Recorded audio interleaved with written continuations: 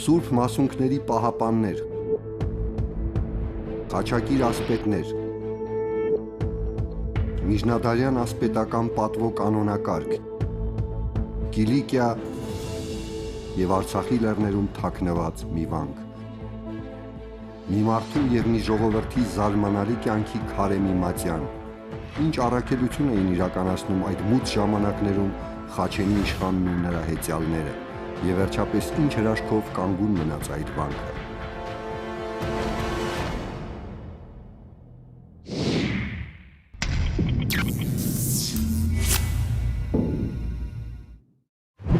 Գանձասար, անհավանական պատմությունների և գաղտնիքների կենդանի վկա։ Հնարավոր է, որ հենց այստեղ է պահվում քրիստոնյա աշխարհի ամենակարևոր սրբություններից մեկը։ Ուղևորվենք պատմության էջերով և փորձենք հասկանալ, ինչպիսի ժամանակներում, ում կողմից և ինչպես է կառուցվել այդ տաճարը ու ինչ գաղտնիքներ են պարուրված նրա շուրջ։ Գանձասար վանական համալիր գտնվում է Լեռնային Ղարաբաղի Հանրապետության Մարտակերտի շրջանի Վանք գյուղի մոտակայքում։ Գանձասարի Սուրբ Հովհաննես Մկրտիչ տաճարը կառուցվել է 1238 թվականին Հասան Ջալալ իշխանի կողմից։ Հեռավորությունը Երևանից 396 կիլոմետր։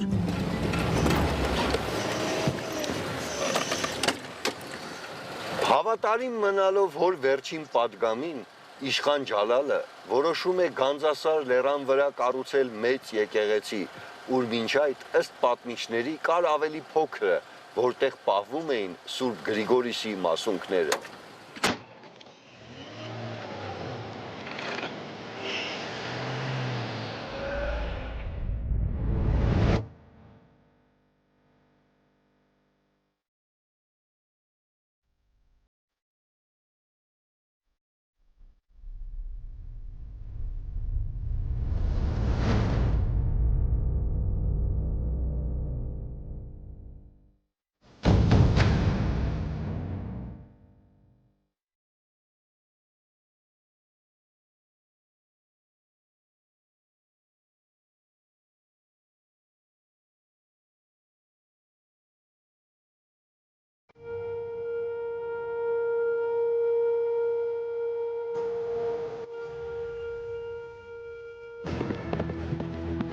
Տասներեքերորդ դար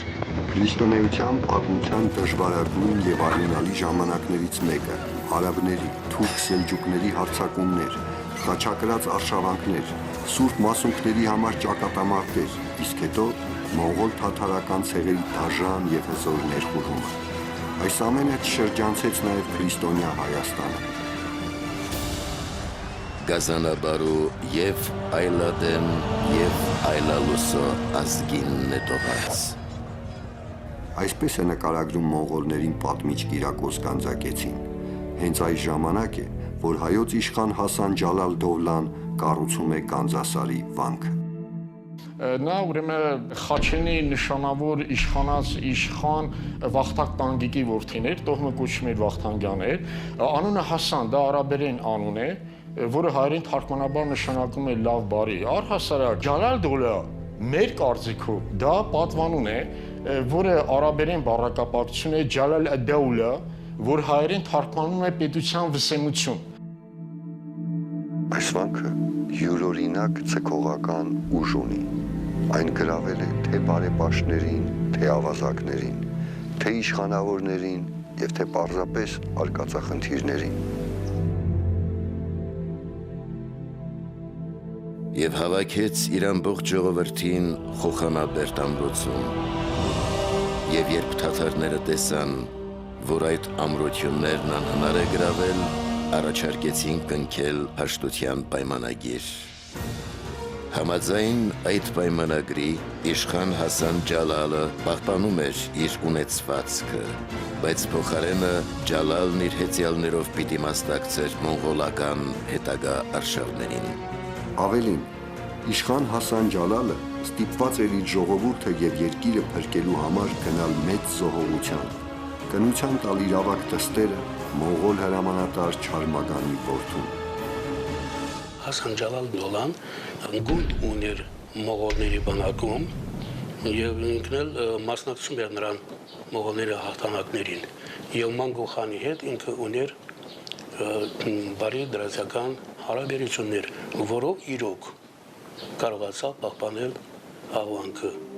Եկեղեցու շինարարությունը տևեց շուրջ 22 տարի։ Իշխանը չէր խնայում սեփական միջոցները։ Տաճարի շինարարության վրա աշխատում էին լավագույն հայ ճարտարապետներն ու շինարարները։ Սորբոնի համալսարանի պրոֆեսոր, նշանավոր բյուզանդակետ Շարլ Դիլը Գանձասարը համարել է հայ ճարտարապետական արվեստի գլուխգործոց։ Իսկ Էրմիտաժի գիտական խորհրդի անդամ Անատոլի Յակոբսոնն ասում էր, որ մենք չենք կարող ցույց տալ ուրիշ մի այսպիսի հուշարձան Հայաստանի հողի վրա։ Սակայն Գանձասար ասելիս շատերը անմիջապես մտածում են անհավանական գանձերի մասին՝ ոսկի, արծաթ, ադամաններ։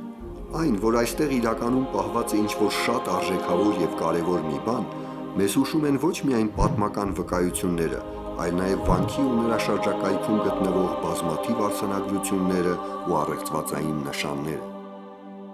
Գանձասարում կա մի հարավային մասով կա մի քար, որտեղ որ հատուկ նշանադրված, այնտեղ ինչ որ նյութ կա, որ լույսը բեկում է դեպի արխիվները, եւ նա լույսը ստանում է, այդպես պահպանվում է նա։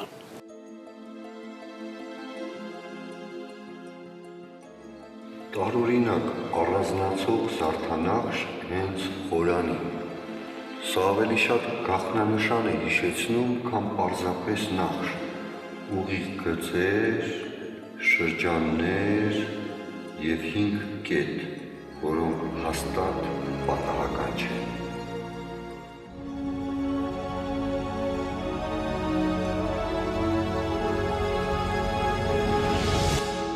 Ստացվում է Երուսաղեմի խաչ, հայտնի միջնադարյան խորհրդանիշ, Խաչակիր ասպետների խաչը։ Երուսաղեմյան կամ Ուխտավորի խաչ 5 խաչից կազմված պատկեր։ Մեծ խաչը խորհրդանշում է Քրիստոսին, 4 փոքրերը 4 ավետարանիչներին։ Մեկ այլ վարկածով 5 խաչերը խորհրդանշում են Քրիստոսի վերքերը, որոնք նա ստացել է խաչելության ժամանակ։ Կարող էր արդյոք Հասան Ջալալը այդ ժամանակ իմանալ Երուսաղեմյան խաչի մասին։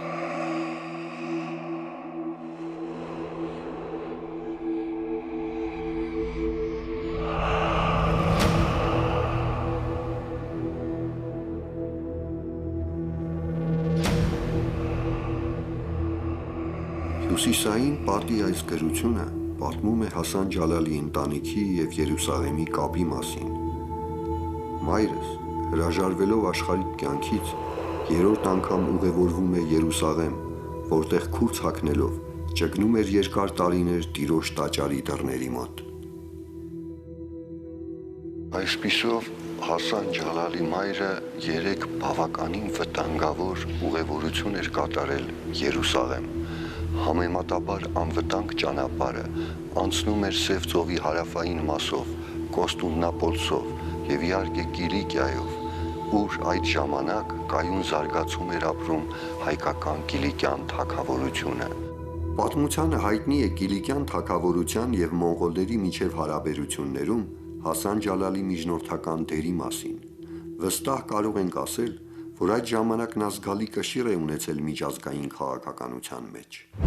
Փաստորեն Ջալալը քաչտեղյակ էր ոչ միայն Կիլիկիայի եւ եվրոպական թագավորների, նրանց ավանդույթների, խաչակիրների եւ Տիրոջ գերեզմանի պահապանների մասին, այլ նաեւ համոզված էր, որ ինքն է հանդիսանում քրիստոնեության կարևորագույն մասունքներից մեկի, Սուրբ Հովհաննես Մկրտչի գլխի պահապանն ու պաշտպանը։ Եվ դրեց այնտեղ, իսկ վրան կառուցեց մի չքնաղագեղ եւ զարմանահրաշ եկեղեցի, իսկ եկեղեցու օծման օրն այն կոչեց Սուրբ Հովհաննեսի անունով։ Այստեղ է գտնվում նաեւ Գրիգոր Լուսավորչի Սուրբ Մասունքը, Սուրբ Հովհաննեսի հայր Սուրբ Զաքարիայի աչը։ Այստեղ են գտնվում նաև Սուրբ Պանդալիոնի մասունքները, որոնք բուժում էին մարդկանց Աստծո փառքի համար։ Վերադառնանք Գանձասարի մեզ հայտնի զարդանախշին։ 5 պարզ արտահայտված կետերն արդյոք չեն հուշում մեզ 5 կարևորագույն մասունքների մասին, որոնք պահված էին այդ խորանի տակ։ Հասան Ջալալ Դոլան ըստ Լևոն Սարգսյանի բանավոր ասելուն Երուսաղեմից գնացել է Դամասկոս, որտեղ Օմայան մզկիթում պահվել է Հովհաննես Մկրտչի գլուխը, խնդրել է Դամասկոսի արաբ կառավարիչից Հովհաննես Մկրտչի գլուխը իր կառուցելիք եկեղեցում զետեղելու համար, կամ ամբողջությամբ է ստացել, կամ մի մասը։ Ավելին,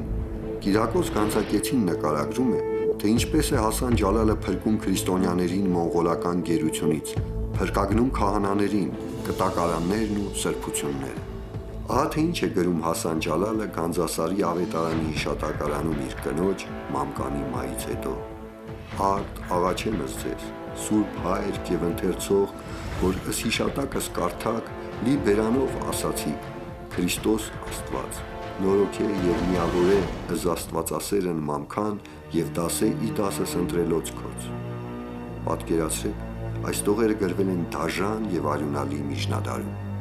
Այսպիսի մտածելակերպ հանդիպում ենք Եվրոպայի միջնադարյան ասպետական պատվոկանոնակարգի հիմնական կետերում։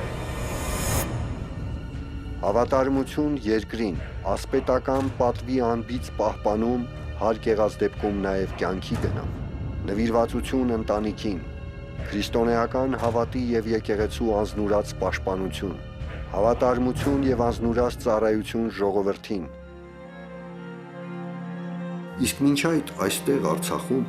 Հասան Ջալալը օգտագործում էր զինադադարը եկեղեցու եւ աշխարհիկ շինարարության շարունակության համար։ Հենց այս ժամանակ օծվեց Գանձասարը։ Ըստ Գանձակեցու, օծման արարողությանը ներկա էին ավելի քան 700 հյուրեր, ազնվականներ եւ հոգեվորականներ։ Այդ օրը Հասան Ջալալ իշխանը ճաշկերույթ կազմակերպեց, ինքն իր ձեռքով մատուցում եւ յուրաքանչյուրին իր պատվի չափով նվերներ էր տալիս։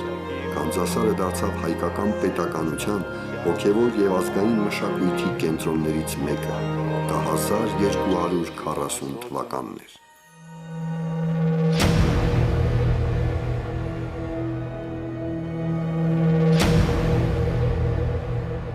1250 թվական Մանգու խանի հրամանով Կովկաս է գալիս Արղուն ոստիկանը,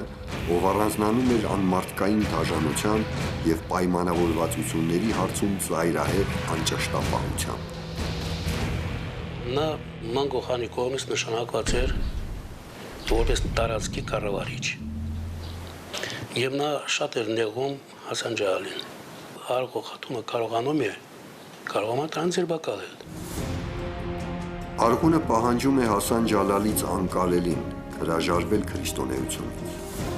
Դա կհանգեցներ ծայրահեղ հետևանքների խաչենի հայերի համար։ Բանն այն է, որ այդ ժամանակ մարդու ազգությունը որոշվում էր կրոնով, եւ եթե իշխանը հրաժարվեր քրիստոնեությունից, իր ետևից խաչենը եւ ամբողջ Արցախը կարող էին դավանափոխվել։ 1261 թվականին չուրանալով սեփական հայ ազգն ու հավատը Հասան Ջալալը տանջամահ եղավ։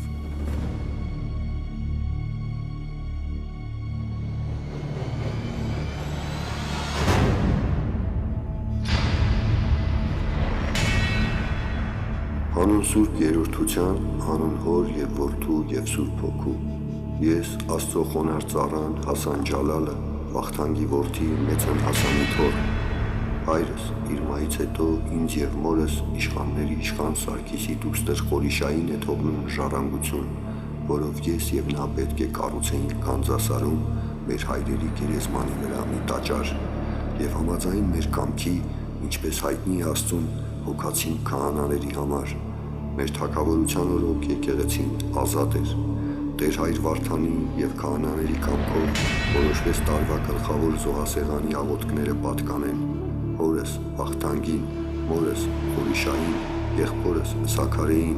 պապիս Հասանին, կնոջս Մամկանին, իսկ 7-օրյա ծոմից մինչ հիմնական ծոմը չհիշատակված մարդկանց։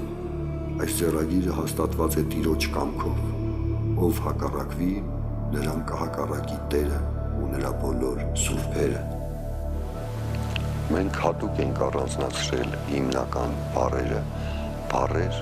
որ յուրատեսակ պատվիրաններ են,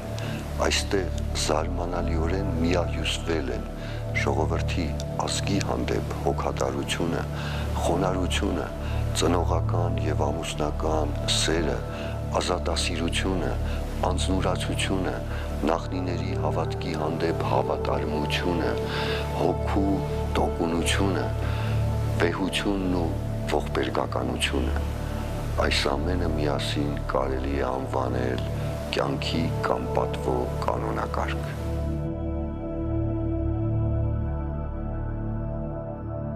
Կարծես թե մենք պատահաբար հայտնաբերեցինք ևս մի առեղծված, ամենակարող զենքի առեղծվածը։ Առաջին հայտնի զենքը դա մահ իմացիալն է, իսկ Արցախի երկրորդ զենքը պատվո կանոնակարգը հաստատված Գանձասարով եւ Հասան Ջալալի ողջ կյանքով, կանոնակարգ, որով ծնվում է յուրաքանչյուր հայ այստեղ, այս հողի վրա։ Մենք դեռ կիմանանք, թե ինչպես այդ զենքը փրկեց Գանձասարը եւ ամբողջ Արցախը։ Գանձասարի բոլոր կաթողիկոսները Հասան Ջալալի տոհմից էին։ Վերջապես ինչ գաղտնի առաքելություն ուներ այդ տոհմը դարեր շարունակ, եւ ինչ առաքելություն էին կատարում նրա հեծյալները։ 1720-ական թվականների հայ ազատագրական պայքարի առաջնորդի գերեզմանը, Գանձասարի Մայր Աթոռի վերջին կաթողիկոսների գերեզմանները, Արցախի թեմի գլխավոր հիմնադիրներից մեկի գերեզմանը։ Նրանք բոլորը անբաժան էին Գանձասարից։ Մենք իհարկե չենք կարող բացահայտել այդ տոհմի բոլոր առեղծվածները, բայց մեզ արդեն հստակ հայտնի է այն հսկայական դերի մասին, որը նրանք ունեին քրիստոնեական հավատքի, ազգի եւ պետականության պահպանման գործում։ Միգուցե հենց դա է Գանձասարի եղբայրության եւ Հասան Ջալալի առաքելության մասը։ Իշխանս իբրև ետեսս հարցակոմն անորինացն, ամրացույցս բնակիչս երո աշխարին իր բերթն, որ կոչի խոխանաբերտ ըստ բարբարոյն բարսից։ Կիրակոս Գանձակեցու պատմության մեջ նշված Խոխանաբերդը, ուր Հասան Ջալալը հավաքեց ժողովրդին մոնղոլներից պաշտպանելու համար, գտնվում է Գանձասարի դիմացի ժայռի վրա։ Փորձենք գտնել այն։ Ճանապարհը դեպի Խոխանաբերդ բավականին երկար է եւ դժվար։ Մեքենան ինձ կհասցնի մինչև լեռան ստորոտը։ Մնացած հատվածը ես պետք է բարձրանամ ոտքով։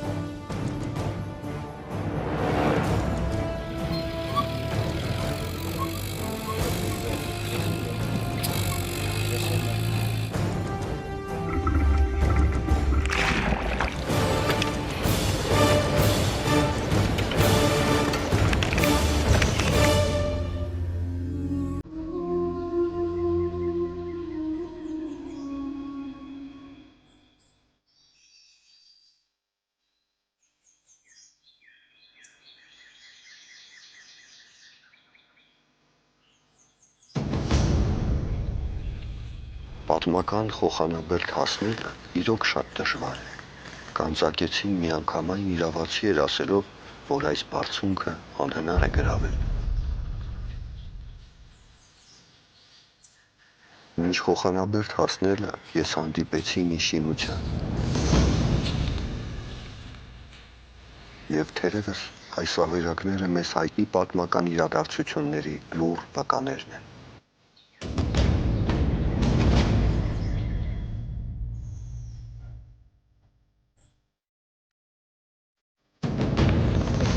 Այնպիսի զգացողություն է,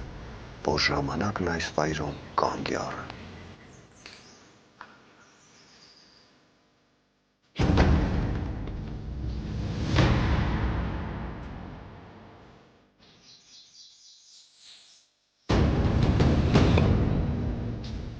Այս պատերն ու անտառը դեռ հիշում են իշխան Ջալալին եւ նրա զինվորներին։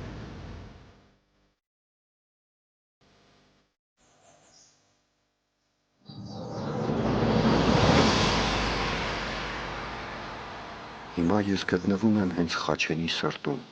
Խոխանաբերդի եւ Գանձասարի ուղիղ մեջտեղում։ Այս տեղանքում էին տարեր առաջ եւ տարեր շարունակ արյան գնով պաշտպանում Գանձասարը ու նրանում պահվող սուրբ մասունքները։ Ես շատ բան իմացա Գանձասարի մասին։ Նրանում պահվող սրբությունների, Հասան Ջալալ Դոլայի զարմանալի կյանքի, յուրահատուկ պատվո կանոնակարգի եւ Գանձասարը պաշտպանող եղբայրության մասին։ Այդ եղբայրությունը ժամանակի ամենանվիրված զինվորներից կազմված մի հզոր բանակ էր, սակայն նրանցից ոչ մի հետ կարծես չի պահպանվել։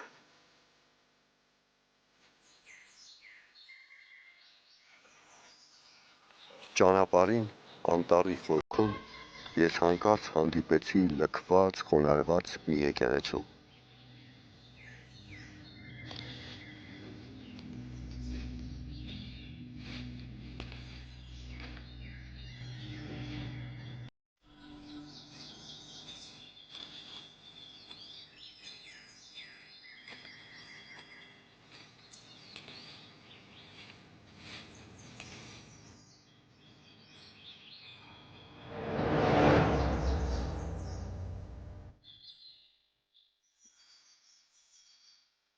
Եկեղեցու շուրջ բազմաթիվ խաչքարեր կային, որոնց վրա զինված հեծյալներ էին փորագրված։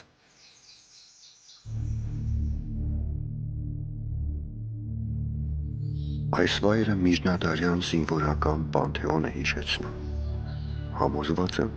որ այս խաչքարերը կանգնեցված են ամենաարժանավոր ռազմիկների պատվին։ Ես կարծես գտա Խաչենի եւ Գանձասարի առեղծվածային պահապանների վերջին հանգրվաններից մեկը։ Այստեղ ես գտա այն հարցի պատասխանը, ինչի համար ուղևորվում էի Խոխանաբերդ։ Կարծում եմ, Խոխանաբերդ հասնելու կարիք այլևս չկա։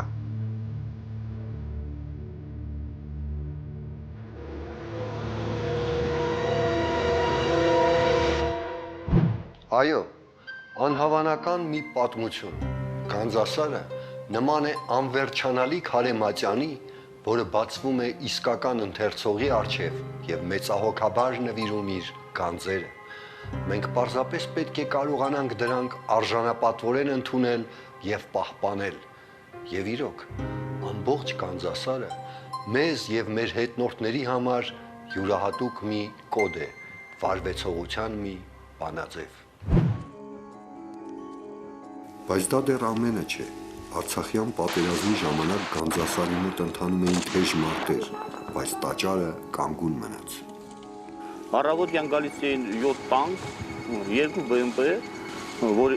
արդեն բարձունքը գրավել, կրակեցին, վեհուվա բարձունքը ցելում։ Իրանք հիմնականում ռմբակոծում էին օդանավով։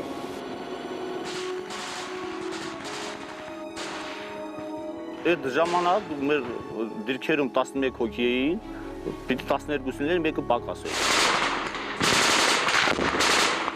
10 անգամ իրանք ավել, քանի որ մենք ասենք մի հոգին 30-40-ի փոխարինում էր, քանի որ մեր անտառները մենք գիտենք, որտեղով պիտի փախնեն, ինչ պիտի անեն։ Գանձասարները միշտ մեր մեջքին, բոլոր հայոց բանակի մեջքին էր կանգնած։ Որ վիրավորվեց 7 անգամ հունվարի 6-ին, չիմանալով որ Քրիստոս ծննդյան օրն է, վիրավորվեցի, գնացի եկեղեցի, որ պիտի մոմ վարենք, Աստված իմ թիկունքում կանգնեց, ես էլ մնացի եկեղեցի, հիմա եկեղեցում սպասավոր եմ, արդեն 20 տարի։ Եվ հիմա պարզ է, թե ինչպես 1992 թվականին մի քանի տասնյակ հայեր կարողացան հետ շպրտել հարյուրավոր թուրքերին, ովքեր տենչում էին տիրանալ Գանձասարին։ Նույնիսկ այսօր թուրքերը այդպիսի համառությամբ փորձում են դուրս գցել մեզ այս սարից, հայերի եւ ողջ քրիստոնյա աշխարհի համար անգին գանձերի սարից։ Իհարկե, մենք չգտանք ոսկի ու արծաթ, մենք մտադիր էլ չէինք որոնել գանձեր եւ ոչ էլ սուրբ մասունքներ։ Ինչ ոսկի ու գանձ կարող է փոխարինել ազատության, ներդաշնակության եւ պաշտպանվածության զգացողության։ Այս հողի վրա շարունակում են ծնվել երեխաներ, շարունակում են սիրել ու հավատալ, որ Գանձասարը ապրում է իրենց հետ։ Գանձասարը պաշտպանում է նրանք Գանձասարին, եւ այս ամենը աշխարհի բոլոր գանձերից էլ թանկ է։ Կարծում եմ, որ այս անգամ կտա այնինչ փնտրում է։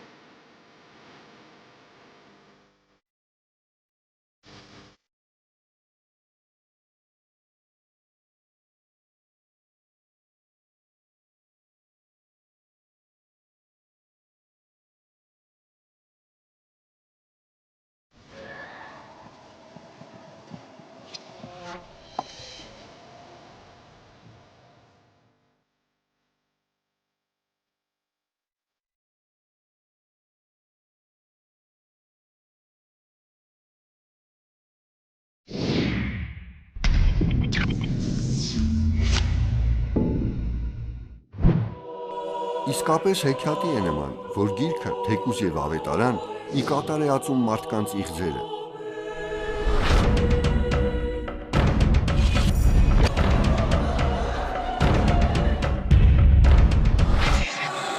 Մեծ բժշկությունների արվում գրքով։ Անսահման սիրո եկանից մեկ։ Ներնեմ իրազորություն։ Զորություն եւ զորություն շատ մեծ։